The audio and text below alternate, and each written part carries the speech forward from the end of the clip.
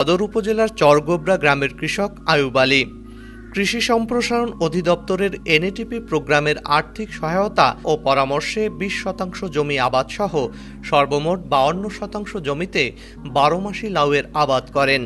তিনি মাটিতে রাসায়নিক সারের পরিবর্তে গাছের গোড়ায় কোকোডাস্ট ব্যবহার করেন এবং ভালোভাবে মালচিং করেন। এতে তার গাছ হয়েছে অনেক সজীব। কৃষি বিভাগের পরামর্শে আধুনিক ডগা কাটিং পদ্ধতি প্রয়োগে এসব লাউ গাছে ফলও ধরেছে অনেক বেশি। কৃষি সম্প্রসারণ অধিদপ্তর থেকে আমাকে 20% লাউ চাষের জন্য আমাকে বরাদ্দ দিয়েছে, আর্থিক সহযোগিতা করেছে।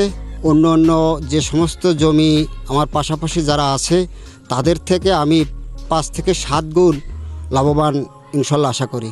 উনি এখানে যে প্রযুক্তিগুলো ব্যবহার করছে আমাদের পরামর্শই করেছেন। প্রতিদিন 2 থেকে 250 লাউ বাজারজাতকরণ করছে এবং এখানে কৃষক খুব লাভবান হয়েছে।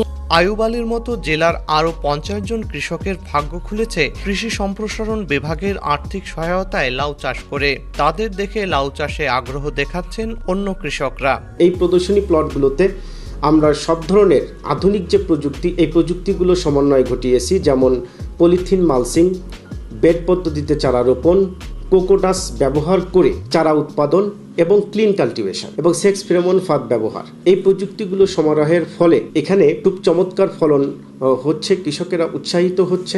রাসায়নিক সার ও কীটনাশক ছাড়া এই পদ্ধতিতে সবজি চাষ করলে নিরাপদ সবজি উৎপাদনের পাশাপাশি পুষ্টি নিরাপত্তা নিশ্চিত হবে বলে মনে করছেন সংশ্লিষ্টরা।